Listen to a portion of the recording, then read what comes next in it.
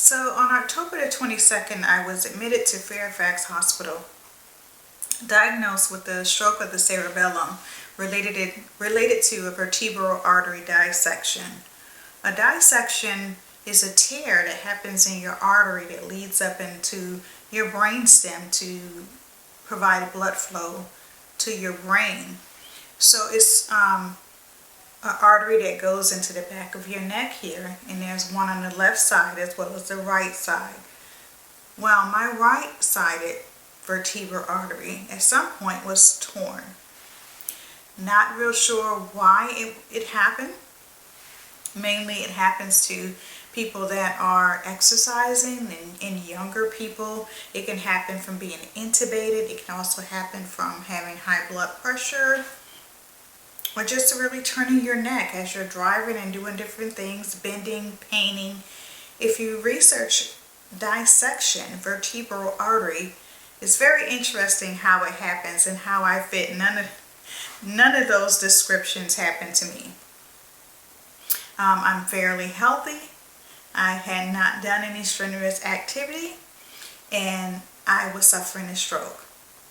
I was awakened during the night of October the 22nd, around 12 o'clock in the morning. I woke up and I felt a strange knot or something, felt as if it had literally ran across my neck and into my right arm.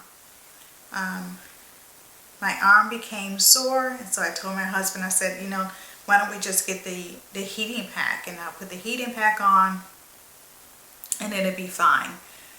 2 o'clock in the morning, I was awakened again with a burning pain in my right ear. I woke up again. I said, wow, I must have to call the doctor. I must have an ear infection. So I got up and I said, wow, I need to take a sip of water and I'm going to go back to bed, because again, I'm thinking that it's nothing, that can't wait till morning, and I would call a doctor, once I arrived at work. So I woke up again about 3 o'clock and I began to have dizziness. And again, I just kind of blew it off. I laid down. I said, let me just take a sip of water. And the sip of water, once I took that sip of water, I just began to have nausea and vomiting and just increased dizziness. So finally, as I had further emesis and just more dizziness, I just began to not be able to walk. And I finally said to my husband, I think, you should call 911. I'm going to need to go to the hospital, and there was no way I could drive. So he called the ambulance, and I was taken to the hospital, and my diagnosis was vertigo. I had dizziness, which, everyone assumed it was related to the nausea that I was having, was related to the dizziness. So they gave me the medication for the dizziness, and finally I said, after being in the ED, I said, this medication is not effective, and I feel as if my right arm was once again going extremely numb, and then I was just feeling as if I was not being able to move.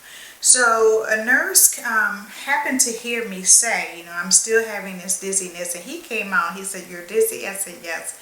I was given a medication by a different nurse, and it's not working. Now I'm having pain in my shoulder, and I'm not sure what's going on. So immediately I was taken off to MRAs, and long story short, I was diagnosed with stroke of my cerebellum, part of my brain that controls your balance in is connected to your ear.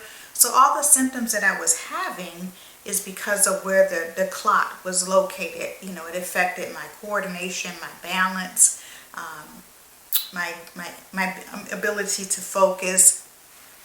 So my speech was fine, my balance was fine, my thought process was okay. I was able to verbalize what I was feeling. So as a registered nurse who also works in the rehab department, this was not something that I pinpointed as having a stroke.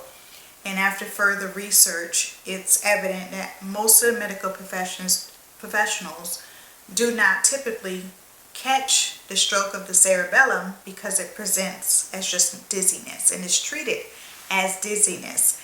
So I wanted to share that with you all, just let you know where I've been and how, this experience has really changed me for the better. So now I have a new way of doing life.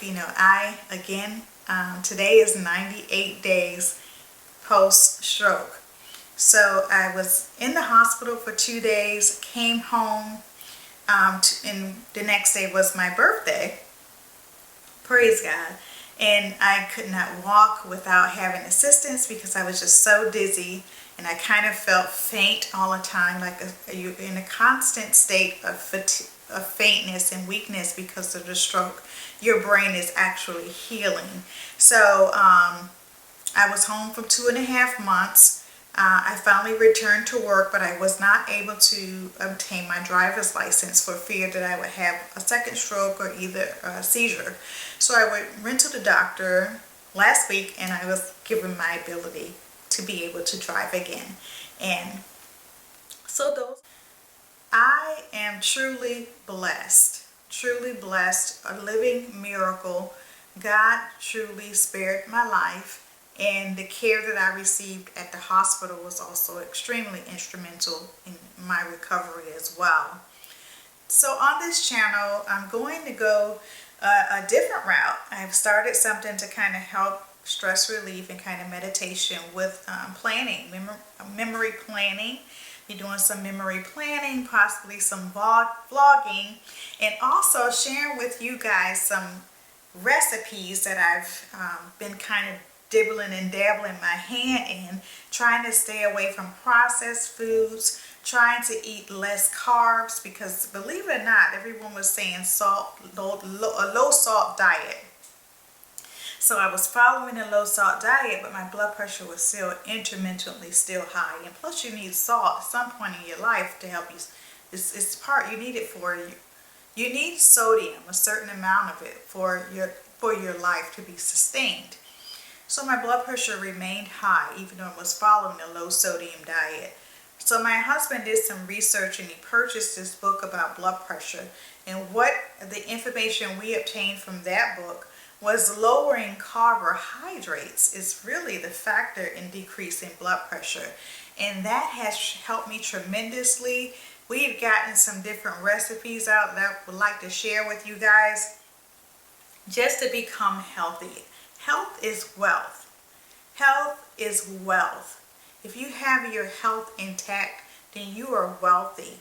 I cannot tell you all the money that was spent in my care at the hospital for that time. And thank God for it. And I went from no medications to some medications were upwards of $100. Because of my previous experience in case management, I am also a registered nurse. I knew how to go about finding coupons to lower those medications from $120 down to $19, $20 for the prescription. But co-payments and things like that, you can't lower. So your health is wealth. So we're going to talk about all those things. I'm going to offer some different techniques that I'm using, working for me, about maintaining health, keeping your health, and how to lose some weight. I've lost 10 pounds as well since I came from the hospital, and I know that has also had a tremendous impact on my blood pressure. Again, I was also out of work for 2 months, so I was not under a lot of pressure, a lot of stress. I could really focus on just getting well. So now that I'm back to work, I want to make sure I continue to lead a less stressful life and maintain my health. And working on our health, ladies and gentlemen, is so important and crucial to the future and doing the work of the Lord, or just taking care of your family and just enjoying the life that we have here, which is limited anyways. We don't want to, what is the word I'm looking for? We don't want to have any adverse effects on our health or things that we can help, like our diets. So that is the end of all that I wanted to share with you, and I just wanted to quickly come on and give you an update about my experience following my dissection, which led to a stroke of my cerebellum. Did I share that the doctor the next day said that I had suffered the previous stroke? So there's another clot that was in my brain maybe a month ago, indicating that I had a stroke in the same area. I'm not sure, but the dissection, you can go up to 14 days and not have symptoms. And then it just begins to get worse. So pay attention to your bodies. Seek medical care immediately. If you feel something isn't right, get the help. It's better to be wrong and have your health than to be wrong and not be here and not have your good health. So God bless you. Hit the subscribe button, hit the like button. I hope that you will stay around for continued videos to do some more memory planning with me, some cooking videos, maybe some vlogging, and we'll go along to this journey to good health and just enjoying life together. Thank you so much for watching.